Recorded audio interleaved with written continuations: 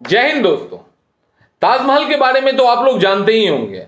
जी हाँ दोस्तों, मैं वही ताजमहल की बात कर रहा हूं जिसे शाहजहां ने अपनी बेगम मुमताज की यादों में बनवाया था। मैं वही ताजमहल की बात कर रहा हूं दोस्तों जो सिंबल ऑफ लव है, ना सिर्फ भारत के लिए बल्कि पूरे विश्व के लिए। लेकिन दोस्तों, अगर कोई आके आपको यह कहे कि वो ताजमहल ताजमहल नहीं बल्कि एक शिव मंदिर है जिसका नाम तीजो महाल्या है, तो चौंकिए नहीं दोस्तों। ये बात मैं नहीं कह रहा, ये बात बीजेपी मीडिया अध्यक्ष श्री रजनीश सिंह ने बताई है। उनके मुताबिक जो 22 कमरे ताजमहल में बंद हैं, उस किसी एक कमरे में भगवान शिव की शिवलिंग मौजूद है। उन्होंने एक पीआईएल भी कोर्ट में दर्ज किया है और आरटीआई के तहत वो कोर्ट से जानना चाहते हैं कि इस 22 कमरे का रहस्य क्या है। कोर्ट ने उनके पीआईएल को यह कहते हुए खारिज कर दिया कि इससे ना तो कोई आपका फंडामेंटल राइट्स और ना तो कोई कॉन्स्टिट्यूशनल राइट वायलेट हो रहा है, इसीलिए इस तरह के मुद्दे कोर्ट में दोबारा ना लाए जाए। तो दोस्तों, ये विवाद को समझने से पहले आइए समझते हैं ताजमहल का रहस्य क्या है, शाहजहां का वास्तविक नाम क्या है और मुमताज महल का वास्तविक नाम क्या है। शाहजहां का जन्म 5 जनवरी 1592 को हुआ था। इनका असली नाम था दोस्तों खुर्रम। खुर्रम को शाहजहां की उपाधि उनके ही पिता जहांगीर ने दी थी, जो कि 1615 ईस्वी में मेवाड़ विजय के उपलक्ष्य में दी। जी हाँ दोस्तों, ये वही मेवाड़ है जिसे आज तक कभी महान सम्राट अकबर भी पूरी तरह से विजय प्राप्त नहीं कर पाए। शाहजहां के पिता का नाम जहांगीर था, वहीं माता का नाम जगत गोसाई था। वहीं मुमताज महल का जन्म 17 अप्रैल 1593 में हुआ। उनका असली नाम अर्जुमंद बानु बेगम था। इन दोनों की शादी दोस्तों 1612 ईस्वी में करा दी गई। वैसे तो दोस्तों शाहजहां की 3 पत्नियां थीं, कंदारी महल, मुमताज महल, अकबरबादी महल। लेकिन जो उनका डीप प्यार था, डीप अफेक्शन और लव था, मुमताज महल से था। ये देखिए मुमताज महल का तस्वीर दोस्तों। इनके तस्वीर को देख के दोस्तों एक बात याद आता है कि दोस्तों गा तो मैं भी सकता हूं, मेरे पास आवाज नहीं है। बजा तो मैं भी सकता हूं, मेरे पास साज नहीं है। ए ताजमहल बनाने वाले, इतना गुरूर मत कर। ताजमहल तो मैं भी बना सकता हूं, मेरे पास मुमताज नहीं है। अनफॉर्चुनेटली दोस्तों, मुमताज महल की मौत अपने 14वें बच्चे को जन्म देने के दरमियान हो गई।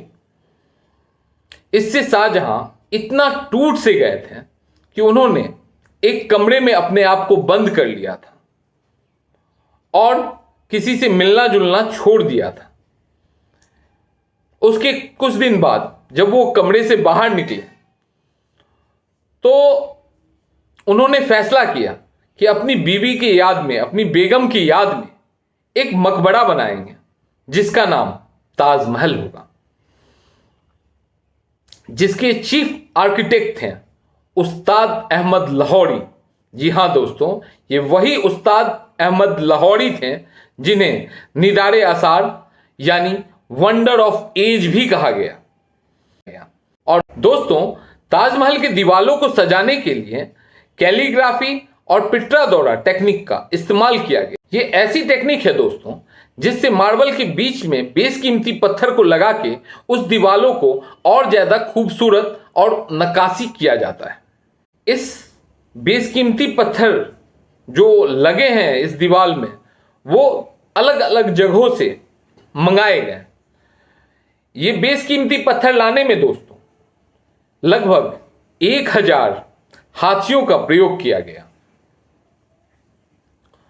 दोस्तों, बेशकीमती पत्थर में मार्बल मकराना से, जस्पर पंजाब से, जेड और क्रिस्टल चाइना से, टर्क्योज तिब्बत से, लैपिस लक्यूजी अफगानिस्तान से, शेफायर श्रीलंका से और एक कार्नेलियन वो है अरबिया से। दोस्तों, ताजमहल के बारे में एक और भी मिथ है जिसमें कहा गया है कि शाहजहां ने उन 20,000 मजदूरों का हाथ कटवा दिया जिन्होंने ताजमहल बनाया था।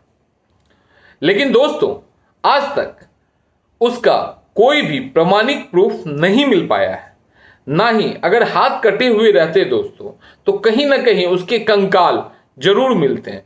किसी भी आर्कियोलॉजिकल डिपार्टमेंट या कोई अन्य डिपार्टमेंट को कहीं ना कहीं से कोई ऐसा सबूत जरूर मिलता जिसमें ये प्रूफ हो पाता जो 20,000 हाथ या हाथों बहुत सारे हाथ कटे पड़े मिले। लेकिन दोस्तों, इसका अभी तक कोई प्रमाणिक प्रूफ नहीं मिला है। दोस्तों, वहीं दूसरी तरफ शाहजहां ने अपने मजदूरों के लिए एक गांव का निर्माण किया जिसका नाम ताजगंज पड़ा। उस गांव में अभी भी उनके इनहेरिटेंट जो थे उन मजदूरों के, वो आज भी अपने फोरफादर के स्किल्स को इंजॉय कर रहे हैं, इस्तेमाल कर रहे हैं। इसीलिए दोस्तों, जो शासक अपने मजदूरों के बारे में इतना अच्छा सोचेगा, उसके रहने का, खाने का और सारा व्यवस्था करवाएगा, और शाहजहां के पीरियड में ही मुगल अपने गोल्डन पीरियड ऑफ आर्किटेक्ट में था, तो इसीलिए दोस्तों ये कहीं से संभव नहीं लगता है कि जिस समय ठीक उसी, अगर ऐसा होता दोस्तों तो उसी समय ताजमहल, जामा मस्जिद, इन सबों का निर्माण नहीं हुआ रहता और इन सब का भी आर्किटेक्ट उस्ताद अहमद लाहौरी ने किया। तो दोस्तों, आइए जानते हैं, जब इतना कुछ सही था, ताजमहल के बारे में इतना जब क्लियर था, तो ये विवाद आया कहां से? दोस्तों, ये विवाद सबसे पहले आया, एक हिस्टोरियन थे हमारे पीएन ओक, जिनका पूरा नाम पुरुषोत्तम नागेश है। उन्होंने अपनी किताब ताजमहल द ट्रू स्टोरी 1989 में यह बताया कि जो ये 22 कमरे बंद पड़े हैं, इनमें से किसी एक बंद कमरे में भगवान शिव की शिवलिंग है, और ये ताजमहल वास्तविकता में ताजमहल है ही नहीं, ये एक तेजो महाल्या है। उनके हिसाब से दोस्तों 1212 में राजा परमार्दी देव ने इस तेजो महाल्या को बनवाया था। इसके बाद राजा मानसिंह को मिला और राजा मानसिंह से राजा जयसिंह को मिला, जिसे शाहजहां ने जबरदस्ती छीन लिया दोस्तों, और तेजो महाल्या का नाम बदल के ताजमहल कर दिया। वहीं दूसरी तरफ दोस्तों दिव्या कुमारी, जो कि एमपी हैं, राजस्थान से एक रॉयल परिवार से भी बिलोंग करती हैं, उन्होंने बताया कि उनके पास तो एक दस्तावेज भी है जिससे ये सिद्ध हो जाएगा कि ये ताजमहल नहीं बल्कि तेजो महाल्या था। और लेकिन दोस्तों, इसी का जवाब देते हुए हिस्टोरियन राणा साहब ने बताया कि जयसिंह तो अपनी जमीन फ्री में शाहजहां को देना चाहते थे, लेकिन शाहजहां ने फ्री में लेना कबूल नहीं किया और इस जमीन के बदले में उन्होंने 4 हवेली दी, जिसका आज भी एक फरमान अभी भी कापड़वाला कलेक्शन, जो कि सिटी पैलेस म्यूजियम में लॉक्ड है, वहां सुरक्षित है। अब देखते हैं दोस्तों, इस ताजमहल और तेजो महल पे आर्कियोलॉजिकल डिपार्टमेंट ऑफ इंडिया का क्या कहना है। एक फॉर्मल रीजनल डायरेक्टर एएसआई के, आर्कियोलॉजिकल सर्वे ऑफ इंडिया के, उन्होंने बताया कि अभी तक ऐसा कोई भी प्रूफ नहीं मिल पाया है जिससे ये सिद्ध हो पाए कि ये एक मंदिर था। आर्कियोलॉजिकल सर्वे ऑफ इंडिया ने यह भी बताया है दोस्तों कि ये जो 22 कमरे बंद है ना, वो आर्ट्स गैलरी है, जो हुमायूं टॉम, सफदरगंज टॉम और खाने खाना टॉम में भी आपको मिले। कुछ डिकेड पहले तक इन गैलरी में जाना अलाउड था, बट बाद में लॉजिस्टिक इशू के कारण जाना बंद हो गया। और दोस्तों, अगर ये मंदिर है तो ये जरूरी है कि वहां पे एक गर्भगृह हो, एक अंतरालय हो और एक मंडपा हो। लेकिन दोस्तों, एएसआई के मुताबिक अभी भी वहां पे ऐसा कुछ भी प्रमाण नहीं मिल पाया है दोस्तों। शायद दोस्तों हाल ही में अभी एएसआई ने कुछ तस्वीरों को भी साझा किया है जिसमें वो गए थे अंदर, साफ सफाई किए, बिफोर और आफ्टर। ये देखिए तस्वीर दोस्तों। मुझे लगता है दोस्तों इन बातों से हमारे विवादों को कुछ देर के लिए विराम जरूर मिलेगा।